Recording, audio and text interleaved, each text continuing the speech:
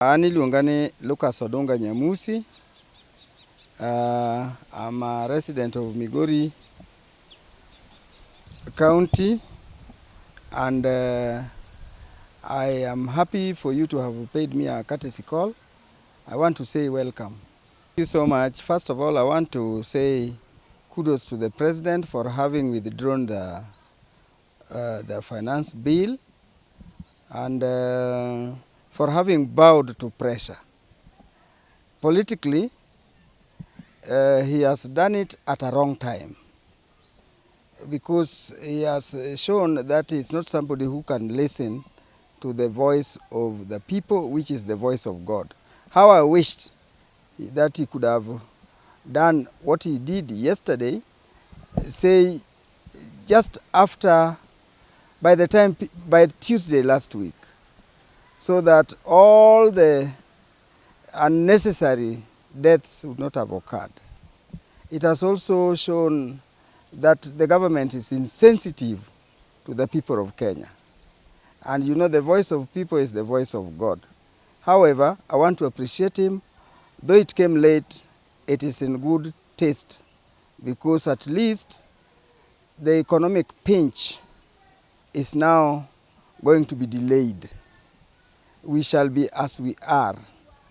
We only need now to make changes so that at least the country and the populace can have a sigh of relief when it comes to the economy of the country. It means that people have lost trust in what their president tells them.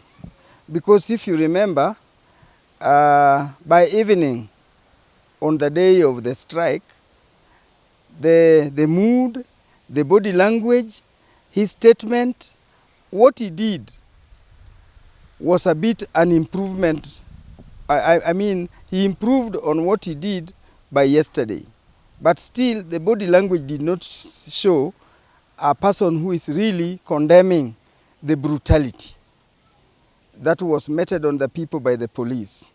Because these were young people, and in fact, even invading the parliament, let me use the word invading, because the pressure was too much that those people walked into the precincts of parliament. That must have occurred because of the shooting, particularly which was done by the snipers.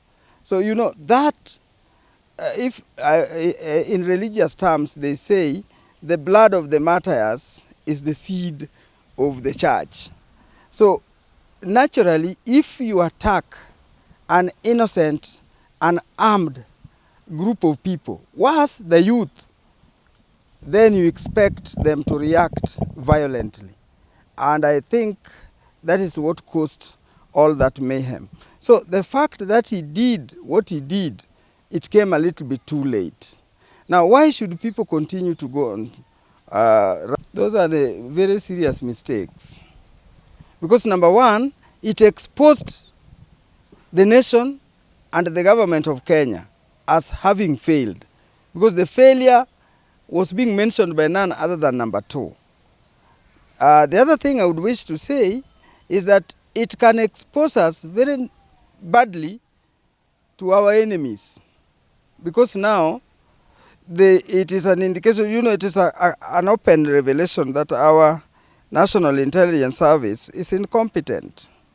And what does that one mean in the eyes and ears of our enemies? That's very dangerous. Then, I am repeating what I'm saying, that surely there are certain things, even at the family level, which must not be exposed. But all in all, they have exposed to the advantage of those who are clamoring for change, like us. All Kenyan citizens are now clamoring for change, because it's like the leadership is gambling. They are gambling, and that is very dangerous. Then there is also something which is very queer with our government. When members of parliament got, I don't know whether to call it directive, or were requested by the president to vote in a certain way, or by the party, for that matter, KK ruling party or coalition, to vote in a certain way, they did it. Now, a day later, another directive from the head of state is making them clap their hands. You know, it is a poor reflection of the kind of assembly we have. That what kind of august house do we have? Are members up to the task as is required by the citizens? Because now it is like the executive is more valued than the people. Yet the sovereignty should be resting with the people. The sovereignty of this nation should rest with the people. In fact, a better president is that who shall be declared patriotic because he's ready to suffer for the nation, for the people of Kenya, the citizens, to enjoy. But you see, the reverse is happening. So that is a very unfortunate thing. That I would wish to say this is a very sensitive matter because actually that line touches on international or global politics. It is both political and economic global arrangements. I want to say that having seen the Americans move closer to Kenya through our President Dr. William Samoei Ruto, and having looked at the way he was given a state visit in Washington, at State House, at White House, I want to say that of course Kenyans really refused, didn't support, just like we didn't support we have not supported the finance bill. Even the going of our policemen to Haiti was not in the hearts of the Kenyans. That is exactly, even the finance bill, I want to guess, because having checked on a number of issues, as a matter of fact, IMF has a role to play. It is like it was generated outside and then some kind of hybrid arrangement made to it by the Kenyan executive and legislative arms, thereby wanting to force it down the throats of Kenyans. And in fact, if Kenyans were mild, it was going to be an act of parliament because the president would have ascended to it. So the same with the Haiti thing, because even the courts pronounced themselves that they shouldn't have gone. I don't know what later transpired. And of course, we have not had any government in Haiti for quite some time. It is a lawless country as at now. The objective of wanting to create peace in Haiti is noble, but then the root cause of all that, and you see when you are undertaking any program, you look at what will bring are we going to achieve the real objective? And then what is Kenya gaining? Monetarily, militarily, and strategically within the club of nations worldwide. So all that must be assessed. But I think the problem is that the government has not been very open in declaring things such that everything is known by mwananchi. It is like after somebody has climbed to power, they think that the people who elected them are all fools. It is only them who must know everything. So that is the cause of contention in Kenya. And I think that is why the youth who are ever in the internet, they are able to really understand things because they get information that their government has not given them. So they are therefore having the right to complain. Advice to the leaders: let the grabbing of power not be used to grab wealth. And I've said the grabbing of power because in the past, after every election in Kenya, people have never accepted the results.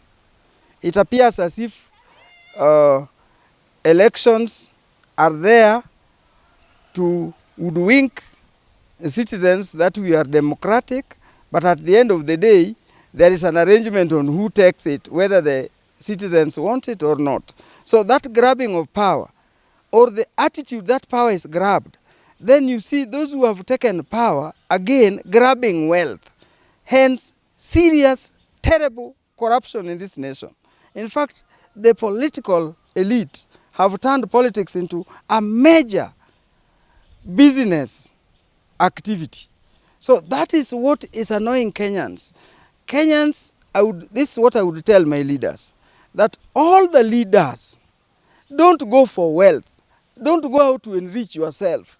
Go out to serve the people of this nation. And anybody would be popular. And any government that does that would be seen as the best government. Then those who have been in positions of authority, like the question of the deputy president talking about Nurdin Haji, the director of intelligence. He made a terrible statement that 3 top ones were fired, 13 others were transferred. And you see, in the statutes, who appointed Nurdin Haji? Even though all that was done as the Constitution wants, the last person to pronounce that this is the person I've appointed was the president. So why did the president appoint someone who is not capable, someone who is not qualified, and left those who are qualified? You know, that a lot of questions were left unanswered from both the president's statement and the deputy president's statement. These are the things which cause what I said, mistrust. So I think there should be a change of attitude from the top coming down. If, for instance, I was to advise my president, this is what I would say, that the police officers who participated in gunning down innocent citizens should have been forced to resign or even fired out of the office. That would make people gain confidence. I remember when the president was a deputy, he said that the head of intelligence then was very incompetent, that he has never seen somebody who is as incompetent as that man. Now it is appearing that the very person he has also appointed is more incompetent. Take Koome and Bungei, the regional commander of police in Nairobi.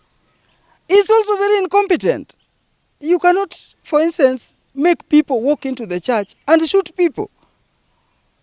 You know, those are symptoms of incompetence. So me, as a patriot, and because of my being a patriot, that's why I don't fear addressing my nation. Yes, our leaders should make sure, and we are kindly asking them, they should make sure that the wealth that is contributed by the very poor people in this nation are spent and used properly in offering the services and putting the infrastructure and other social amenities. The presidency and the executive must also reduce lavish kind of life, where, in fact, nowadays, helicopters are like taxis. From Migori to Uriri, use a taxi. To Nyatike, use a taxi. Back to Kianj, but then they're using choppers. And wananchi are seeing. Then when they go to Arambe, there's a lot of show off. Somebody comes with a lot of money, showing off, yet another person has not even salt to put on the table. Those are the things. So we need to have a moral, a serious moral revolution. In fact, Kenya needs a moral revolution, according to me. Thank you so much.